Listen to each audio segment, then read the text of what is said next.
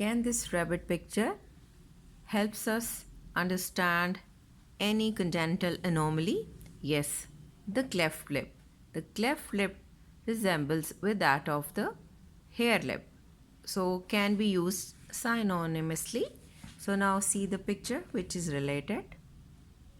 Yes, this is the picture of a newborn having cleft lip. You can see that it is extended towards the nostril and may also causing the cleft palate. So that can be surgically corrected. But before going to the details of these congenital anomalies, we have to learn how the hard palate is formed embryologically. So again, starting with the basic, this is the picture of an embryo. So embryo grows rostrocaudal axis. This is the way it has to grow. Then it also grows in lateral axis. So we studied initially about the formation of the tongue and the related pharyngeal apparatus. But for the formation of cleft palate, we have to concentrate on the area which is the future face. So let's see in the next diagram. Yes, here you can see the lateral view of an embryo. This area is the region which is going to be forming the future face, right? And this is the pharyngeal apparatus. Now we can see there is a slight depression which is called as stomodium, being covered with the buccopharyngeal membrane. Now we are looking towards the anterior aspect of an embryo where this central region is the stomodium, and we can see the disintegration of the buccopharyngeal membrane that was present here. Now what do we see? We see during the formation of the face, there is the development of frontonasal prominence. Now we see this is present rostral to the stomodium. Now we see that the two maxillary prominences are present lateral to the stomodium, and the mandibular prominence making mandibular arch is caudal to the stomodium. So these are the 5 prominences that are formed on the face around the stomodium. And you can see, or you can recall, that this mandibular and maxillary prominences are derived from the first pharyngeal arch. Now you can see the second, third, and of course fourth and sixth. In the middle you can see the cardiac bulge.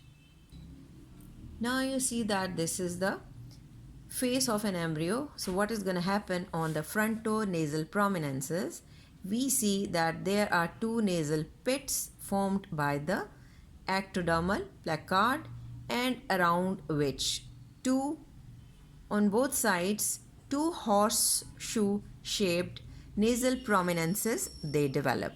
Why they are colored differently? Because the yellow colored are the medial nasal prominences and the blue one are the lateral nasal prominences. Now we will see how these 2 nasal prominences, which are medially located, they will merge with each other and with that of the maxillary prominence. See the next picture. Here you can well observe that the medial nasal prominences, they have merged not only with each other but also with that of the maxillary prominences on lateral aspect.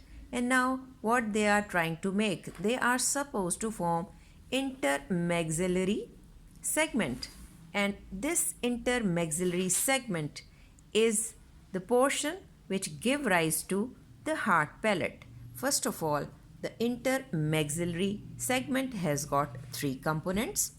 One component is the labial component, that is going to form philtrum, which is nothing but the center of the upper lip.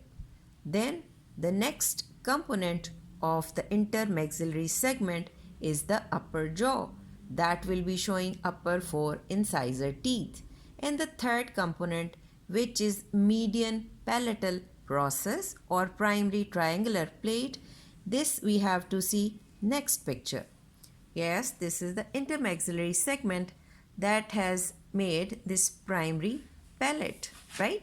So let me repeat, intermaxillary segment is going to form the philtrum of the lip and the jaw component carrying these four incisor teeth and the primary palate, right? And this primary palate is making Y-shaped suture with that of the secondary palate, okay?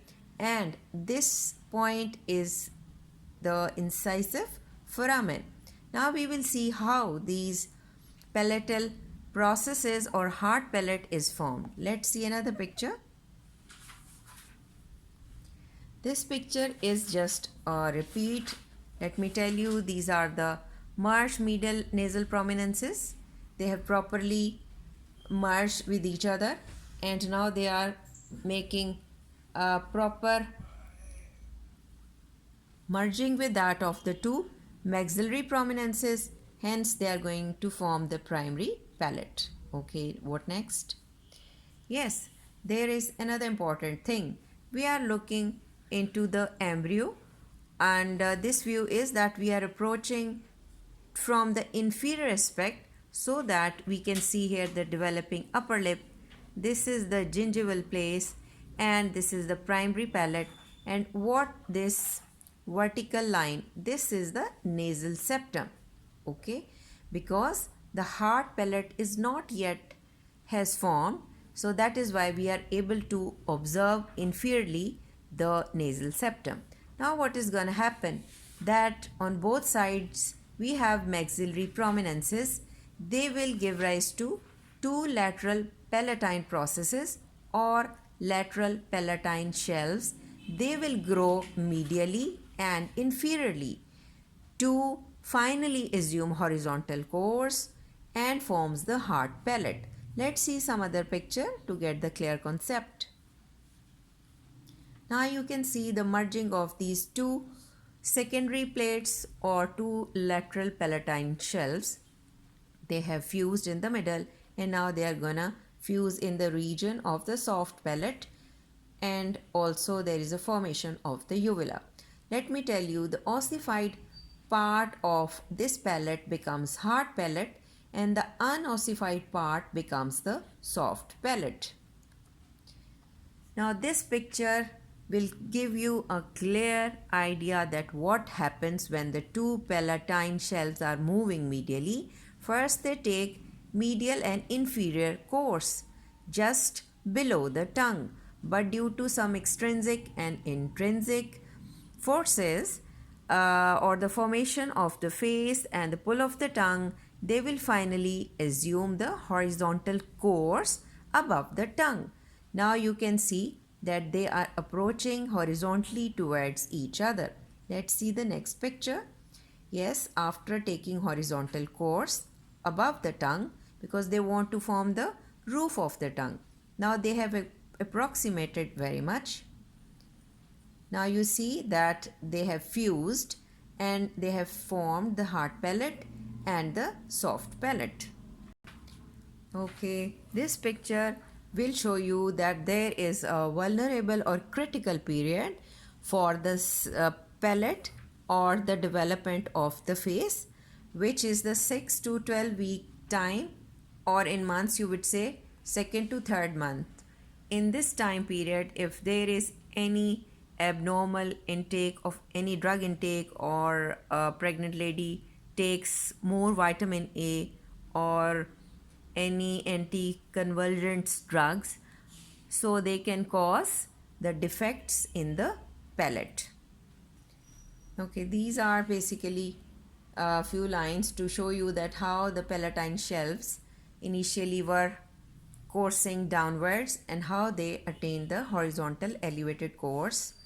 The formation of jaw and positioning of the tongue and head position, these are causing extrinsic or external force, and the hydration status of the inside tissue called mesenchyme.